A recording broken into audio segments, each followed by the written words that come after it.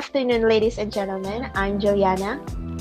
And I'm Emmanuel, and we are your hosts for another fresh episode live in Twotalk with Emmanuel. And Juliana. We have some new guests for today, right, Juliana? Yes, a new, young, bright, and talented student leaders from one of the best schools in Naga City, the Naga College Foundation. Wow, this is our first time having a student leader as a guest. Yes, you're right, and I'm sure we and our viewers are excited to know them. So without further ado, let us all welcome our guest for today, Mr. Jared Cavicilia, a first-year student from Naga College Foundation and the president of Kamapa Organization.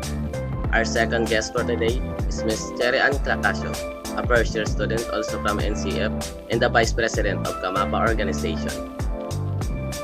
Next on our guest is Ms. Maria Paz Adorco, Society of English Enthusiasts President. Last but not the least, Mr. Esteban Serra, the president of Central Student Government. Ladies and gentlemen, our guests for today, let's give them a round of applause.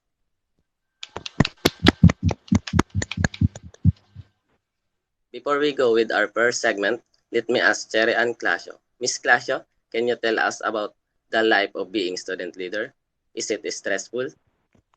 Being a student leader is to be highly committed to a mission, willing to sacrifice time to get the work done. Leaders' dedication and determination should motivate followers to do it likewise. It's not easy being a student leader because I have to balance my position and other obligations. But on the positive side, because of these experiences of being a leader, they help me build myself and push me to grow, not just as a student but also as a person. Although yes, it is stressful, especially in this time of pandemic, we are in online learning and there are adjustments that are challenging. But despite that all obligations and responsibilities, it is important to take care of ourselves because our mental health matters. So hoping that soon everything will get back to normal, and that's all. Thank you.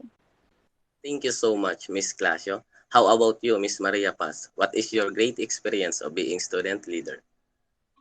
My greatest experience as a student leader is when they gave us a task, and every time I see my team having a good work, unity, and respecting each ideas, and because of that, the outcome of our task is successful.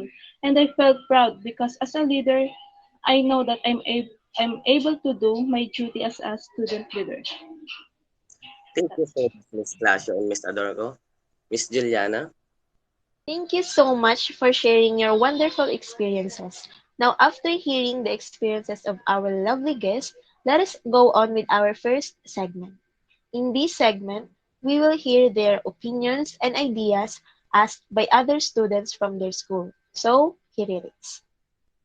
The first question was raised by Justin, a nursing student. As a student leader, what qualities do you think the nation's next president should possess? Wow, what a nice and interesting question you have. Let me hear from Mr. Jared.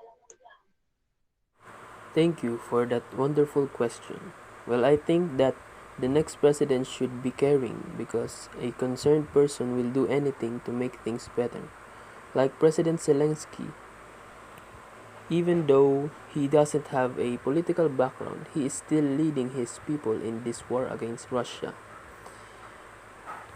I really don't look at what person has done in the past, but the willingness to help is what I see. Thank you, Mr. Jared. That is indeed a must quality of a Philippines' next president should have. Let us hear from Mr. Steven. First of all, we need to understand that politics and politicians can be considered as film, where there are so many actors that hide their true identity behind the camera. And I think a great leader should has a concrete plans about his or her platforms and goals, has a influential personality, patriotic, and has a belief in God. That's all. Thank you. Thank you so much for your answers. Moving on from our next question. This is from Miss Angel, an elementary education student from Naga College Foundation. Her question is, Which presidential candidate do you support and why? So this is a little sensitive, so before answering the questions, let me just say that this segment and show don't have any political biases and do not intend to hurt, degrade, discriminate, or bash other candidates and disrespect the opinions of our guests. We have our own political belief and so our chosen candidates, and we must respect that. So, Miss Sherry Ann,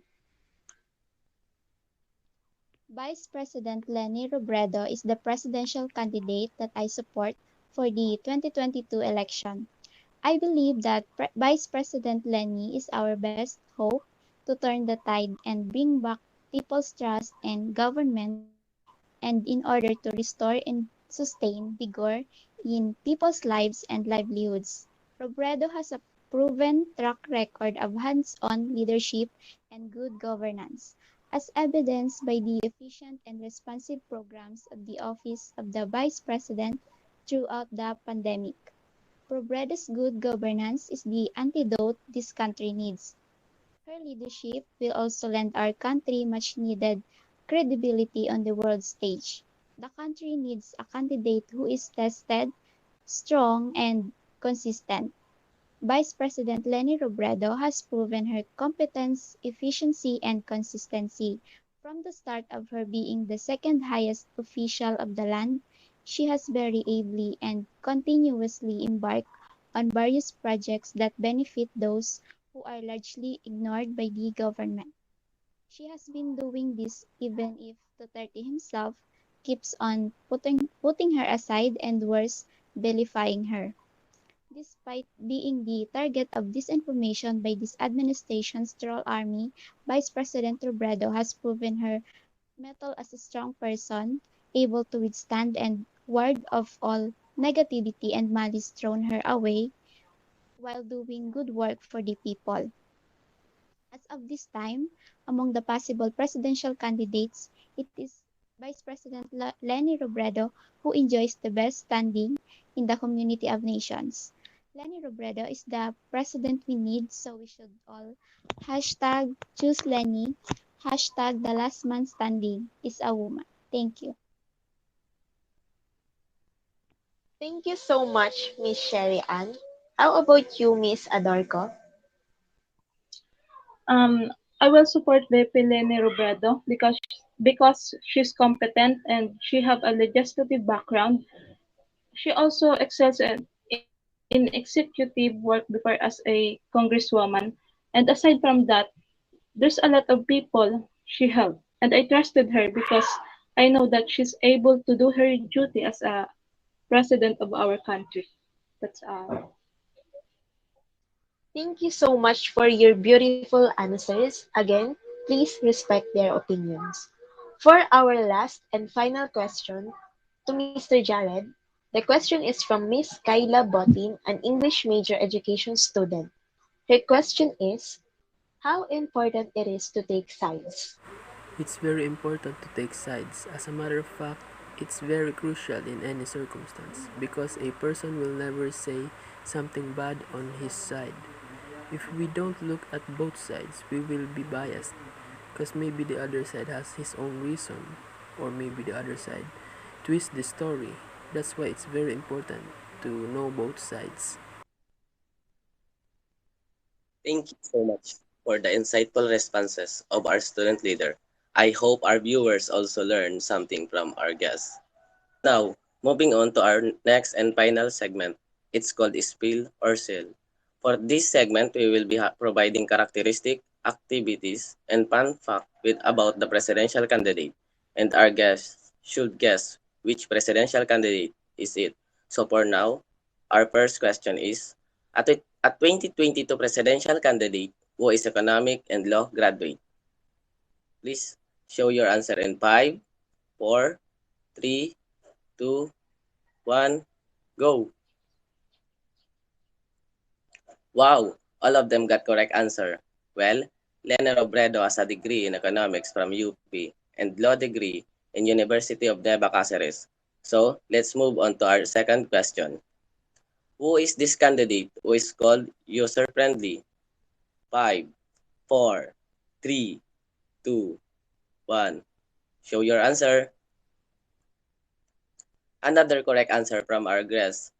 Nice. For our third question, this presidential candidate has served in the legislative and executive branches of the government for over 30 years. Who is it?